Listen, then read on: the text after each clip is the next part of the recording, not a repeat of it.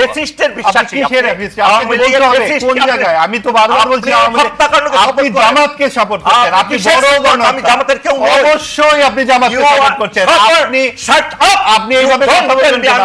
অবশ্যই আপনি এইভাবে কথা বলবেন, আপনি জামাতকে সাপোর্ট করছেন, আপনি জামাতকে, আপনি গণহত্যাকারী, আপনি রাজাকার।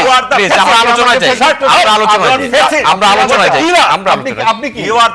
আপনি কি? আপনি 30 লক্ষ কিলা। আমরা যদি 2000-এর আপনি 30 লক্ষের কিলা, আপনি তাহলে কি করবেন? 30 লক্ষ কাকে বলে আপনি জানেন? আপনি জানেন?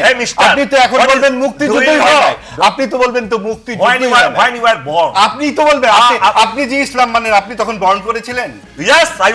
আপনি কি 560 ইয়েতে খ্রিস্টাব্দে ছিলেন? আপনি ইসলামকে মানতে গেলে আপনাদেরকে তখন জন্মগ্রহণ করতে আছে? আজকের যেই মাহফুজ আলম তথ্যমন্ত্রী, তার স্ট্যাটাস গুলো দেখেন। প্রথম স্ট্যাটাসে দিয়েছে সে যে দুটি কথা, একটি কথা হচ্ছে এই পাকিস্তানি রাজাকারদেরকে তাদের ক্ষমা নাই, তাদেরকে বুঝতে হবে যে তারা কোন অপরাধের সঙ্গে জড়িত ছিল, গণহত্যার সঙ্গে জড়িত ছিল। এই দেশের মেধাবী মানুষগুলোকে 14ই ডিসেম্বরকে ধরে, আপনার মনে আছে কিভাবে বুদ্ধিজীবী হত্যাগুলো ঘটেছে? এই দেশের বুদ্ধিবৃত্তিক বিকাশকে তারা পঙ্গু করবার জন্য এই যুদ্ধ তারা করেছে। এবং তারপরে যে সমস্ত রাজনৈতিক হত্যাকাণ্ড ঘটেছে, বঙ্গবন্ধু শেখ মুজিবুর রহমান, জিয়াউর রহমান থেকে শুরু করে আমাদের যে বড় বড় রাজনৈতিক নেতৃত্ব প্রাণ হারিয়েছেন, সব কিছুই কিন্তু এই ধারাবাহিক লুণ্ঠনের সঙ্গে সম্পর্কিত।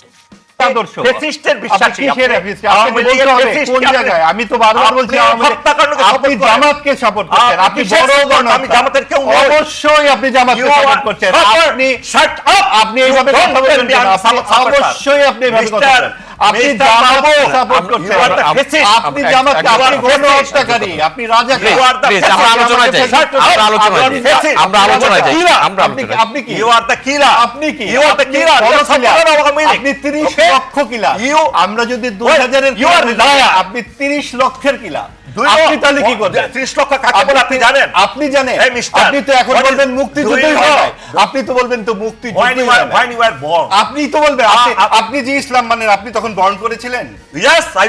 আপনি কি 560 ইয়েতে খ্রিস্টাব্দে ছিলেন? আপনি ইসলামকে মানতে গেলে আপনাদেরকে তখন জন্মগ্রহণ করতে আছে? আপনি কি? আপনি নিজে কি? আপনি তো জামাতকে সাপোর্ট করছেন, আপনি সেটা পরিষ্কার করে বলেন। জামাতের ক্ষেত্রে বলে আমি সাপোর্টে সাপোর্ট করে এমন কোন কথা বলেছি? অবশ্যই আমি বলেছি জামাতকে। আপনি শাট আপ করছেন, আপনি এভাবে কথা বলবেন কেন? আমি জামাতকে সাপোর্ট করেছি আপনি আমাকে ফ্যাসিবাদী বললেন কেন? না, আপনি ফ্যাসিবাদী বললে আমি আপনাকে জামাত বলবো, আমি আপনাকে জামাত বলবো। আপনি আমাকে ফ্যাসিবাদী বলবেন, আমি আপনাকে জামাত বলবো। আপনাকে আমি আপনাকে আমি রাজাকার বলবো। অবশ্যই আমরা আলোচনায় থাকি। আপনি যদি আলোচনা ব্যক্তিগতভাবে না, আমরা ব্যক্তিগতভাবে না, আমি এবার কথা বলার সময় ইন্টারফেয়ার করেছি। এমএ হক, আমরা ব্যক্তিগতভাবে না। আপনি শাট আপ কাকে বলছেন? আপনি কাকে shut up? Why you are telling lie? আমরা supported Jamaat here, have I talked in favor of জামাত? আমরা এখনকার পরিস্থিতির কথা বলি। মাহবুব রাজ, please. You have brought a liar in this. তাহলে এইগুলো কি বলেন? You are telling lie. এগুলো কি অর্থ? শুনেন, আচ্ছা, মুক্তিযুদ্ধের কথা বলা কি লায়ার? আপনি কি বলছেন? এগুলো কি আমাদের মানতে হবে এখানে বসে? Do you know the 7? আবার বারবার আপনার জন্ম হয়েছে কবে? আপনার 71 কাকে বলে?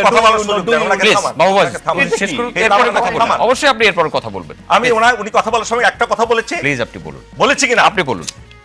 আপনি বলুন। সে তো সাধারণ ম্যানার জানে, চিৎকার করে ম্যানার জানে না। চিৎকার করবেন না। আপনি বলুন প্লিজ। মাহবুব দেখুন, একটু সর্বশক্তিমান আল্লাহ একজন আছেন। উনি সাপোর্ট করছেন হাজার হাজার গুম হওয়া মানুষকে, আওয়ামী লীগ যা করেছে। উনি সাপোর্ট করছেন ইন্ডিয়ান হেজিমনিকে, উনি সাপোর্ট করছেন ফ্যাসিস্ট হাসিনার সমস্ত কিছুকে, যেটা এই দেশবাসী কখনো মেনে নিতে পারে না। সংবিধান, এটা কি কোরআন শরীফ? এটা পরিবর্তন করা যাবে না? এটাকে হাজারবার পরিবর্তন করা যাবে মানুষের জন্য। আজকে আওয়ামী লীগের ক্ষেত্রে আসেন, আওয়ামী লীগ যে অন্যায় অবিচার করেছে, শুধু তাদের নিষিদ্ধ না, এদের প্রত্যেককে বিচারের আওতায় এনে যথাযথ বিচারে বাংলার মাটিতে হবে। এবং এদের সাপোর্টার আজকে আইডেন্টিফাই হয়ে যাচ্ছে একজন একজন করে। এই আইডেন্টিফাই করে তাদেরকে ওই দেশের মাটি থেকে উচ্ছেদ করতে হবে। এটাই হলো এই দেশের নিয়ম। তারা যেটা করেছে তাদের ক্ষেত্রে একই জিনিস প্রয়োগ করতে হবে। আজকে দুঃখজনক হলে সত্য, আজকে মিডিয়ায় এখন আওয়ামী ফ্যাসিস্টরা বসে আছে। আওয়ামী ফ্যাসিস্টের চরেরা বসে আছে, ইন্ডিয়ার সাপোর্টাররা বসে আছে, কথায় কথায় তারা পাকিস্তানের কথা বলে। সেই 54 বছর আগে যুদ্ধ হয়েছে, আপনার ভিয়েতনামের সাথে আমেরিকার যুদ্ধ হওয়ার সাথে সাথে যুদ্ধের পরপরই কিন্তু আমেরিকার সাথে ভিয়েতনামের বন্ধুত্ব হয়েছে, হয় নাই? পুরো ভিয়েতনামের মাটিকে তামা করে ফেলেছে, লক্ষ লক্ষ মানুষকে হত্যা করেছে। আরেকটা মিথ, 30 লক্ষ লোক হত্যা করেছে, পৃথিবীর কোনো পাগলও বিশ্বাস করবে না। ফাক মুজিব 3 লক্ষকে ইংলিশে ভুল বলতে গিয়ে 3 মিলিয়ন বলে ফেলছে, আর ওইটা নিয়ে নাচানাচি করে পাগলের দল, ছাগলের দল, যারা যুদ্ধ সম্পর্কে কোনো অভিজ্ঞতা নাই, যুদ্ধ কি জিনিস দেখেও নাই, যুদ্ধ বলতে কোনো জ্ঞান নাই, চর্চা নাই, তারা এই সমস্ত চর্চা করে। আজকে দুঃখজনক হলে সত্য, আপনার এই যে ঘরে ঘরে আওয়ামী পেতাত্তা যে আছে, এই পেতাত্তাদেরকে আইডেন্টিফাই করা সবচেয়ে আগে কাজ। এই দেশ জন্ম হয়েছে ইসলামের কারণে। আমি জিজ্ঞেস করতে চাই, 1947 সালের 14 আগস্ট যদি পাকিস্তান না হতো, পূর্ব পাকিস্তান না হতো, কাল কিয়ামত মাঠ পর্যন্ত 1000 শেখ মুজিব ওই দেশকে স্বাধীন করতে পারতো না। কেন আমরা দাদাকে ভুলে যাই, বাবার কথা শুধু মনে করি? দাদা থাক না, দাদা ছাড়া কি বাবা আসে? আপনি বলেন, কোন ইতিহাসবিদ, কোন রাজনীতিবিদকে বলতে পারবে 47 সালে 14 আগস্ট পাকিস্তান না হলে 71 সালে বাংলাদেশ হয়ে যেত? তাহলে কাশ্মীর অনেক আগে স্বাধীন হয়ে যেত। এই বাস্তবতা যারা মানে না, তারাই মানে না যারা ইসলাম ধর্মের বিদ্বেষী, ইসলাম ধর্মকে পছন্দ করে না, ইসলাম ধর্মকে তারা তাদের জীবনের চরম শত্রু মনে করে, এবং হাদিসের সম্পর্কে তাদের জ্ঞান নাই, কোরআনের জ্ঞান নাই। এই সমস্ত লোকগুলা কথায় কথায় অন্যকে রাজাকার, কথায় কথা বলবে জামাত শিবির। জামাত শিবির কি ইসলামের দবজাদারি, ইসলামের মালিকানা তারা নিয়েছে? আপনি দাঁড়িয়ে রাখবেন বলে আপনি জামাত হয়ে গেলেন? আপনি একটা ইসলামের কথা বলবেই কি হয়ে গেলেন? এই সমস্ত জিনিস যারা করে তারাই হলো এই দেশের শত্রু। I tell you my dear, till then, যতক্ষণ না পর্যন্ত এই সকল লোকদেরকে এলিমিনেট করা যাবে বাংলাদেশ থেকে, যারা 30 লক্ষের মিট নিয়ে বেঁচে আছে, তারা কখনো এই দেশে ভালো চায় না। আমি আপনাকে গ্যারান্টি দিয়ে বলতে পারি, তারাই হলো এই দেশে সেই স্বৈরাচারের দোষ। আচ্ছা, পুরো ওনার বক্তব্য থেকে কি লাইন আপনি পেলেন? কি বলতেছেন যে 3 লক্ষ মানুষ মারা গেছে, এই তো? 2000 মানুষ মারা গেছে দেখে এত চিৎকার, তাহলে 3 লক্ষ মানুষের জন্য কতগুলো চিৎকার দিতে হয়? এবং সেটা কারা করেছে, এবং তখন কারা দোষর ছিল? তা বারবার বলতেছেন কি এখান থেকে তাদেরকে সরাই দিতে হয় আওয়ামী লীগের সাপোর্টারদেরকে, এই তো? আওয়ামী লীগের সাপোর্টারদেরকে আপনি সরাই দিবেন? কত করলে সাপোর্টার আছে? আওয়ামী লীগকে জামাত সরাই দিবে, আবার আওয়ামী লীগ বলবে আমি জামাতকে সরাই দিব, আবার বিএনপি বলবে যে না আমি জামাতের সাথে মিলে আওয়ামী লীগকে সরাই দেবো। একজন খালি, এটা দেশটা কি আপনাদের যার যার বাপের তালুক? পাকিস্তান যখন হলো, পাকিস্তান ভাঙলো কেন? যদি ইসলামের জন্যই হতো, ইসলামই যদি প্রধান ব্যাপার ছিল, তাহলে পাকিস্তানটা ভাঙলো কেন? একটা ধর্মভিত্তিক রাষ্ট্র থাকতে পারে না বলেই সেটা ভেঙেছে, এবং বঙ্গবন্ধু ছিল না বলেই কাশ্মীর এখনো স্বাধীন হয় নাই, এবং সেই রকম একজন নেতা লাগে বলেই এই হয়, একটা মুক্তিযুদ্ধের জন্য একজন নেতা প্রয়োজন হয়, একটা নেতৃত্ব প্রয়োজন হয়, একটা দল প্রয়োজন হয়। এগুলো ঐতিহাসিক সত্য, যেটা এনসিপি এখন করেছে। একটা তাদের যে নেতাগুলো আছে বলেই তো একটা ছাত্র আন্দোলন হয়েছে, 18তেও একটা আন্দোলন হয়েছিল, ধারাবাহিকভাবে আন্দোলনগুলো হয়েছে। 13 সালে যে আন্দোলন হয়েছে, 18 সালে যে আন্দোলন হয়েছে, তারপরে ধারাবাহিকতায় ছাত্ররা এখন পরিণত হয়েছে, তারা আন্দোলনে এসেছে। কাজে এই ধরনের কথাবার্তা বলা, এই পুরো আলোচনাটাতে আমরা কি পেলাম? মুক্তিযুদ্ধ অর্থহীন, নাচানাচি করে, পাগলরা নাচানাচি করে, এই হলো ভাষা। পাগলের নাচানাচি, অবিশ্বাসীদের নাচানাচি, ফ্যাসিস্টদের নাচানাচি মানে মুক্তিযুদ্ধ। আপনি বোঝেন অবস্থা।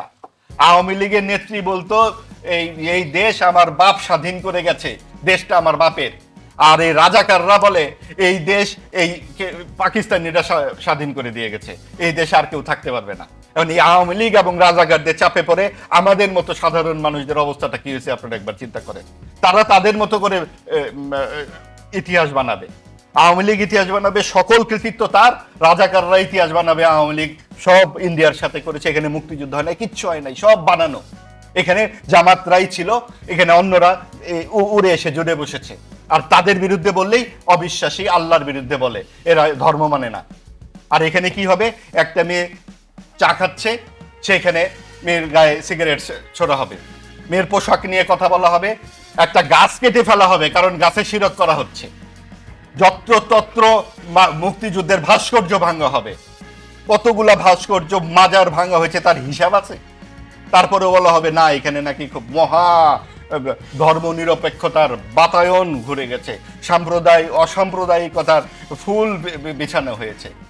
আবার এই প্রশ্ন করা হবে কেন এখানে 90% মুসলিম, এখানে অন্য ধর্মের লোক থাকবে কেন, এখানে বাক স্বাধীনতা থাকবে কেন, এখানে ইসলাম ছাড়া আর কিছুই থাকবে না। ধর্মভিত্তিক রাষ্ট্রই যদি হতো তাহলে তো পাকিস্তানই থাকতো, এবং 90% যেই ধর্মের লোক তার জন্য আবার কেন রাষ্ট্রের পৃষ্ঠপোষকতা লাগবে? তারা তো এমনিতেই সংখ্যাগরিষ্ঠ। এটা তো একটা পাগলও বোঝে। যেই ভাষায় বলা হলো পাগলদের নাচানাচি, আসলে পাগল কারা? কারা নাচানাচি করে আল্লাহর নামে? আল্লাহ কি খালি এই পাগলদেরই তৈরি করেছে নাকি? আল্লাহ তো সবাইকে তৈরি করেছে। গাছের একটি পাতাও তো আল্লাহর হুকুম ছাড়া নড়ে না। তাহলে তাদের কেন লাগে এত আল্লাহর দরদি খালি তাদেরকেই হতে হয় কেন? আর সবাইকে আল্লাহর বেদরদি? এই আল্লাহর নামটি নিয়েই তো রাজনীতি চলে। শস্যের চেয়ে টুপির সংখ্যা বেশি, ধর্মের চেয়ে ধর্মের আগাছা বেশি। এই তো লাল সালুর সেই কথা, এবং লাল সালুর এই টুপি পরে পরে পরে এই ধর্ম এবং এই সমস্ত বিদ্বেষ আমাদেরকে আলাদা করে রেখে গেছে। আমাদের এই ছোট্ট একটা দেশ সবাই সবাইকে চেনে। এখানে পরমত সহিষ্ণুতা লাগবে। আমাদেরকে ৭১-এর যেই আমাদের মানুষের রক্তস্নাত যে ইতিহাস, এটাকেই যদি এখন আমরা বলি যে না এটা ৩০ লক্ষ না ৩ লক্ষ, ভুল করে ইংরেজিকে বাংলা বলছে, এই ধরনের কথাবার্তা বললে সে আবার ২০০০-এর মৃত্যু নিয়ে কথা বলে কি করে? এটা তো একটা যুক্তিসঙ্গত একটা জায়গা থেকে কথা বলতে হবে। আপনি ৩ লাখ স্বীকার করার পরেও তাকে নিয়ে ঠাট্টা তামাশা করবেন, বলবেন পাগলের নাচানাচি মুক্তিযুদ্ধ। তা আপনি এই আওয়ামী লীগের এই হাজার হাজার বলতে কি বোঝাচ্ছেন? ১৬ বছরে কি ৩ লাখ মানুষ খুন করেছে আওয়ামী লীগ? আমরা সংখ্যা দিয়ে বুঝি না। ৩,০০০ হলেও সেটা খুন, ২,০০০ হলেও সেটা খুন, একজন হলেও সেটা খুন। আওয়ামী লীগ যে গুম করেছে, খুন করেছে, ১৬ বছর বলেছে এটা বাপের সম্পত্তি, সেটা অন্যায়। আমি পরিষ্কার ভাবে বলছি, এর শাস্তি আওয়ামী লীগকে অবশ্যই পেতে হবে, তার নেতৃত্বকে পেতে হবে। আমার প্রশ্নটা হচ্ছে এটা ৯ মাস পরে কেন? তার মানে কি সরকারের কোনো অভিসন্ধি আছে যেটা আমরা জানি না? এনসিপির কোনো অভিসন্ধি আছে যেটা আমরা জানি না? আমরা একটা নির্বাচনের জন্য অপেক্ষা করছি, যে নির্বাচনে মানুষ কথা বলবে। গত ৩ টার্ম আওয়ামী লীগ নির্বাচন করতে দেয়নি, রাতের বেলা নির্বাচন করেছে, নিজের মতো করে নির্বাচন করেছে, ছলচাতুরি নির্বাচন করেছে। তারা দেশটাকে নিজের বাপের সম্পত্তি মনে করেছিল। দেশটা কারো বাপের সম্পত্তি না, আমারও না, আপনারও না, কারো না, ধর্মের নামেও না, কারোর নামে কোনো কিছুর দিয়ে আপনার দেশকে বাপের সম্পত্তি বানানো যাবে না। সকলের সমান অধিকারের গণতান্ত্রিক একটা বাংলাদেশ, সেই জন্য। ধন্যবাদ। আমি হক আমরা শেষ করবো আপনাদের। দেখুন আরেকটা